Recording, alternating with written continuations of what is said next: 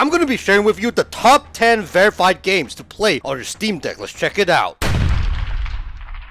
Number 10. Ratchet & Clank Rift Apart. Ratchet & Clank Rift Apart is a 3D platformer shooter adventure game where you get to fight hordes of enemies with a weapon wheel, where you have access to a whole bunch of different guns, different type of ammo, and whatnot, as well as you also get to go around the different worlds to collect those various bots, and you get to also explore in this cartoon-like world where there's also two different types of dimensions. What I really love about Ratchet & Clank Rift Apart is also how there are amazing bosses that are really interesting to engage and fight with, as well as there are also puzzles where you get to solve that keeps your brain working to try to figure out how to progress in the game, as well as also these different side quests that are also very quirky and fun. Now, for me, I really love Ratchet & Clank. I was somebody who grew up with the franchise, and although I love the older Ratchet & Clank games better, but I believe that Ratchet & Clank Rift Apart is still a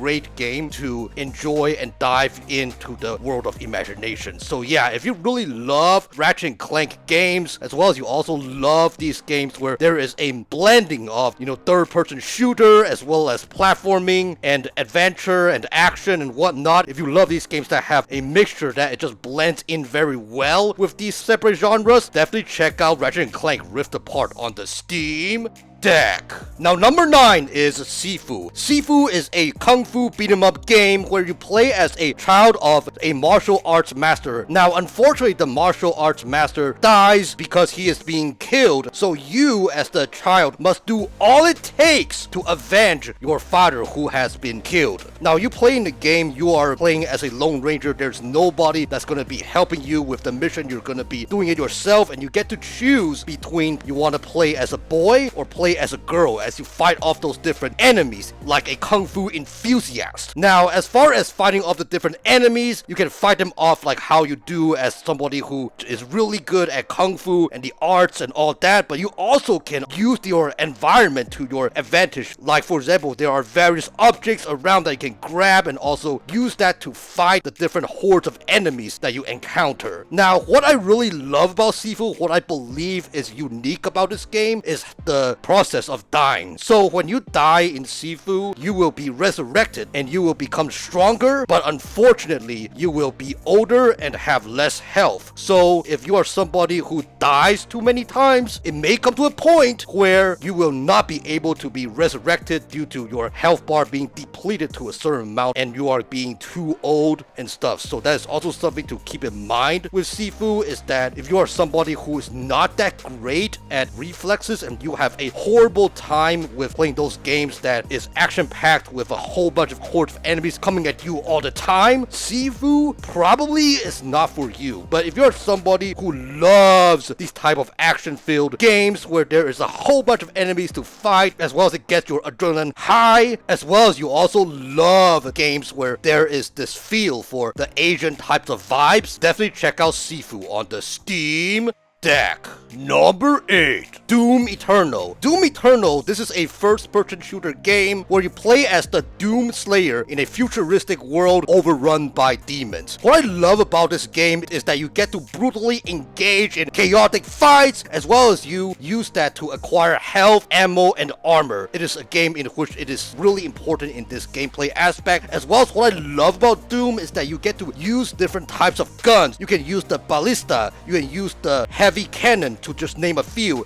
as well as there's also these melee weapons like the Doom Blade, the Crucible, all these different cool weapons that you get to use to your own advantage. So yeah, if you really love these type of first-person shooters where there is a beautiful world where you get to fight those different hordes of enemies and where you gotta be on your toes at every moment and there are always enemies where it is just so chaotic and whatnot, definitely check out Doom Eternal on the Steam Deck. Now, up next is Spider-Man 2018. Spider-Man 2018, you get to play as Peter Parker, who has to balance his personal life with things that matter the most to him, as well as defending New York City from a deadly virus. What I really love about Spider-Man 2018 is that you get to fight hordes of enemies in this open world action adventure in Manhattan, New York, as well as what I really love about Spider-Man 2018 is the iconic antagonists that they brought from the various movies movies as well as TV shows. That is something that I feel like is really cool, that I get to play as a character to fight off those different antagonists and beat them. It's just really fun, as well as what I really love about Spider-Man 2018, since it is a open world action game, is that I also love to roam around, engage in those various side quests as you go about and help those people in town. It just brings about the vibe of the city and whatnot, as well as also love the different main quests, the different side activities where you go about and doing those different challenges, such as doing the bomb challenge, combat challenge, to name a few, as well as going to those warehouses and fight those different waves of enemies. It's just a game in which it is just so fun and so vibrant and whatnot, as well as also love to just swing around in the city, just marveling at the amazing landscape of Manhattan. I also want to tell you guys that Spider-Man 2 is coming out on January 30th, 2025. I'm really excited for it, and I really hope to be able to experience it on the Steam Deck. And if I'm able to experience it on the Steam Deck, I will definitely share my thoughts about Spider-Man 2. That is something that I'm just really stoked for. But in the meantime, if you are somebody who loves open world games and you love action games where there is so many things to do in the game, as well as you also be able to experience an awesome story, definitely check out Spider-Man 2018 on the Steam Deck. Now up next is Lost Judgment. Lost Judgment, in this game you play as Takayuki Yagami, an ex-lawyer who is now a detective and who has to investigate a bully/suicide case that is primarily based in a high school. Now, what I love about Lost Judgment is that there are plenty of unexpected plot twists, as well as a very thrilling adventure that you get to embark in. I also love where you get to go around those Japanese streets while beating up various thugs, as well as what I also love is that there are plenty of side things to do, most notably the side quests as well as school stories. In Lost Judgment, when you embark on those different side quests, there are many, not all the side quests, but many of the side quests, they will not open up unless you access an app on your phone where you navigate and track down something before the side quest is being able to access. So that is something that I find is really cool, because it really shows the life of how a detective ought to operate. A detective a lot of times has to find different cues in order to solve different mysteries. Now, the side quests, they also have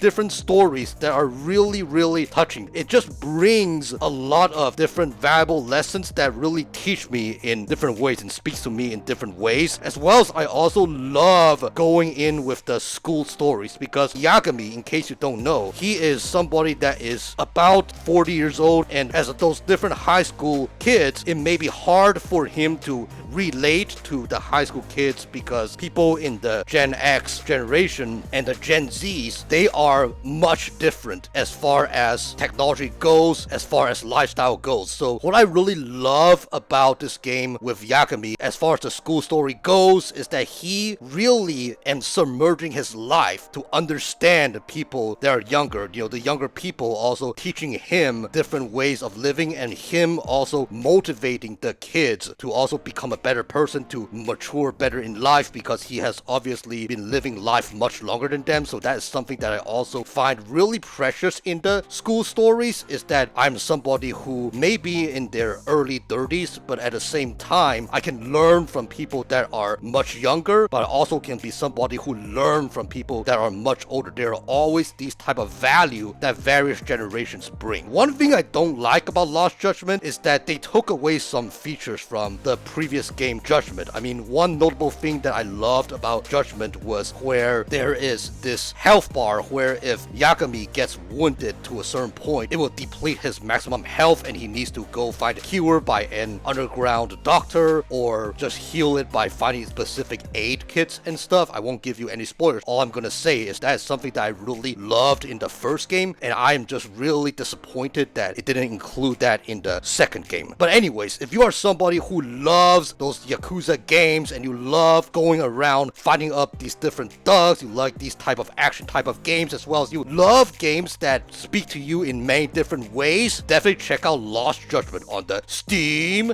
Deck. Now up next is Ryse, Son of Rome. In this game, you play as Marius Titus, who is a person who just got trained to become a Roman soldier, and where in between him finishing his training and him getting deployed to Alexandria, he pays his family a visit, but unfortunately in the process of the visit, barbarians invade the streets and unfortunately kills his family, his mom, his dad, as well as unfortunately his sister. So you as Marius decides to go on this mission to go fight to avenge your family. What I really love about Ryse, Son of Rome is how there are a lot of enemies to fight in hack and slash fashion, where you just go in and chaotically engage in the enemy fights and whatnot. What I also love about this game is how brutal the game is, where you get to engage in execution sequences, as well as you get to use various weapons, either the weapon own as well as the weapons in the environment from time to time, to engage in different fights to your advantage. There's just something about this game in which, as I go about as Marius Titus fighting off those different enemies, it feels not repetitive, unlike some hack and slash games. In this game, as I go about fighting, it really feels like as if I am just going in there because of how much I hate those enemies killing my family. It's just something that I feel just really special compared to other hack and slash games, where some of them just feels very repetitive, but this one just feels very emotional in my opinion. So yeah. And then on top of Ryse, Son of Rome, the campaign, there's also gladiator mode, where you can play either by yourself or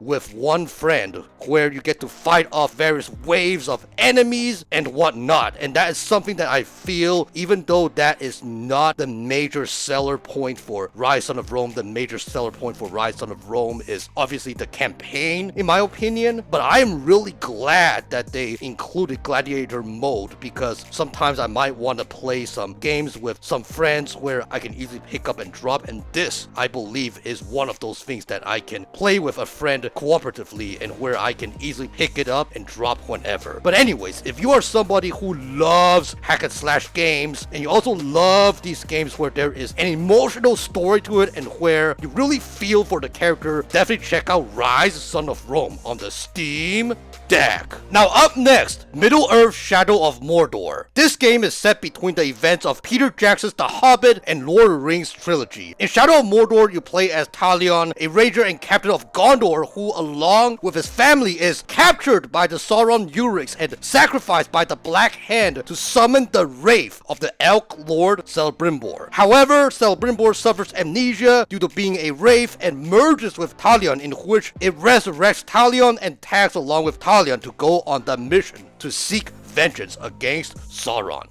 What I love about Shadow of Mordor is how you get to fight those different enemies, as well as there is a beautiful place to just explore that is heavily engaging if you're somebody who loves Lord of the Rings and loves The Hobbit, as well as there are also different side quests that really enhance the story, as well as a beautiful soundtrack that wraps everything that I mentioned together. But what I really am glad about Shadow of Mordor, what I really think really stands out compared to other beautiful open world games, is the Nemesis system. In Shadow of Mordor, you get to track down different Urix, and where you get to defeat those different captains, and where if you defeat those different captains, it will cause the captain's goons to be weakened. However, if you get killed by the captains, then it will cause the Urix to level up. So it is something in which you gotta prep, you gotta strategize before you take on a captain, because if you keep dying, it may come to a point where the game will be very much unplayable, because the enemies get so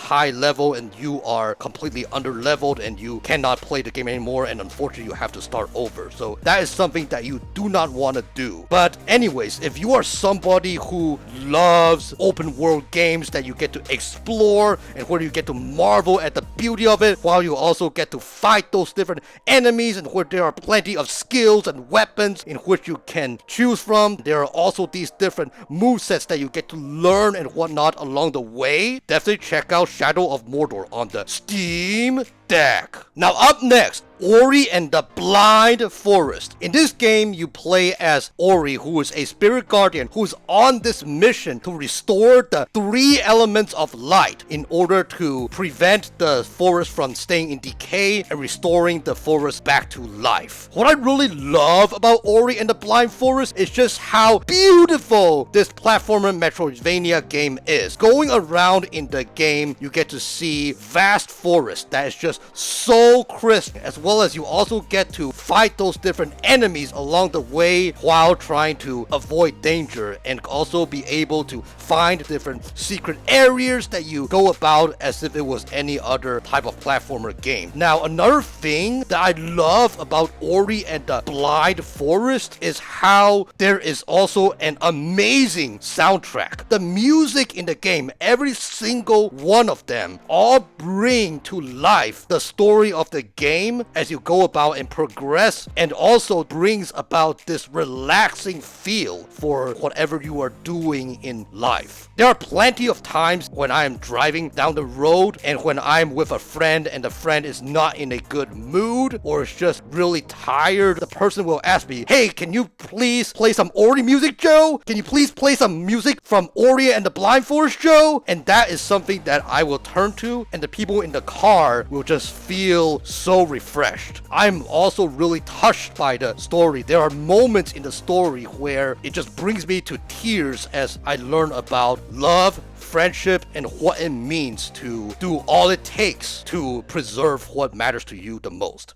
I personally would have put Ori and the Will of the Wisps on this list as well, but unfortunately, Ori and the Blind Forest is the only game that is verified. Ori and the Will of the Wisps, unfortunately, it's only listed as playable. I don't know why. I don't see how Ori and the Will of the Wisps is harder to run on a Steam Deck, but it is what it is. So yeah, if you are somebody who loves games where there is a beautiful world to engage and explore in, as well as there's an amazing soundtrack, and where is a game that perfectly shows that video games are a work of art, definitely check out Ori and the Blind Forest on the Steam Deck. Now up next is Shadow of War. Shadow of War is a direct sequel to Shadow of Mordor, and in this game, we see Talion and Celebrimbor head to Mount Doom to create another ring of power that is fresh and clean with no corruption from Sauron whatsoever. However, things turn nasty once the ring was created. Celebrimbor gets captured by Shelob, and Shelob threatens Talion to give her the ring or else she would keep Celebrimbor hostage. Due to her claiming that she and Talion mutually hating an enemy in Sauron, Talion reluctantly hands over the ring, and here's what Shelob has to say as she sees into the future before heading out. I love Shadow of War so much more than Shadow of Mordor. It is just the bigger brother to Shadow of Mordor, with a much bigger world to explore, a much bigger world to roam, as well as different enemies to fight, as well as there are also more side quests, and as well as there's also a bigger and better variety of weapons. That's what I really love about Shadow of War. But what I am impressed mostly about Monolith Productions is buffing the Nemesis system in Shadow of War. What I love about the Nemesis system in Shadow of War is that enemies are able to be dominated. When dominating an enemy, the enemy can be sent to eavesdrop different war chiefs and bring back intel to Talion. As well as what's cool about being dominated is that those enemies, they can continue to be your friend or later on betray you and become a foe depending on how you treat them. Like for example, if during a battle you decide to protect them in the battle, they will continue to be your friend. But if you abandon them, then they will become your foes. So this is a game in which it is just so much more polished than Shadow of Mordor. It really feels as if Shadow of War, the gameplay side of things, is what Shadow of Mordor was meant to be. So yeah, that is something that is just so remarkable. If you are somebody who loves Lord of the Rings and Hobbit, you will love Shadow of War. If you are somebody who just loves open world games and the action side of things, you will love Shadow of War. It is just a game that I believe is just meant for everybody. Definitely check out Shadow of War on the Steam Deck! Alright guys, the moment of truth is here. My favorite verified game on the Steam Deck, and it's none other than Persona 5 Royal. In Persona 5 Royal, you play as a high school protagonist codenamed Joker who is wrongfully accused of special misconduct and sent to Shuten Academy for an entire school year due to probation. At the school, he gets to meet new friends, and suddenly they all witness a mysterious app being planted in their phones which give them access to the metaverse, aka the cognitive realm of corrupt adults where the friends must fight the shadows in there and quote-unquote steal their treasure, which forces a change of heart in which the individual will confess his or her crimes in real life. What I love about this game is that it is a perfect blend between turn-based RPG as well as high school simulation, because the thing about Persona 5 Royal is that even though a lot of it involves you going in those different dungeons where you fight those different shadows to cause a change of heart in those different corrupt adults, but also a lot of the game involves you being a high school student going to school, studying, as well as taking those different tests where you're able to increase and rank up those different stats. And what I also really love about Persona 5 Royal is to spend time with your friends. It really teaches me and motivates me on how I can be a light to my friends and how I can be somebody who can be a better leader in my circle of influence. Before playing Persona 5 Royal, I know many of you are like me who do not like to look at gameplay and do not like to look at that because you're afraid of getting spoilers. I get it, but for this game, in order to be somebody who wants to experience the maximum amount of fun, you have to look online to see at least which specific characters you have to prioritize in building relationship in, because if you don't, then you will end up having the same exact ending to the original game that was released back in 2016. So that is just something that is worth noting. But anyways, if you are somebody who loves these JRPG games where there is a whole bunch of fighting, where there is also a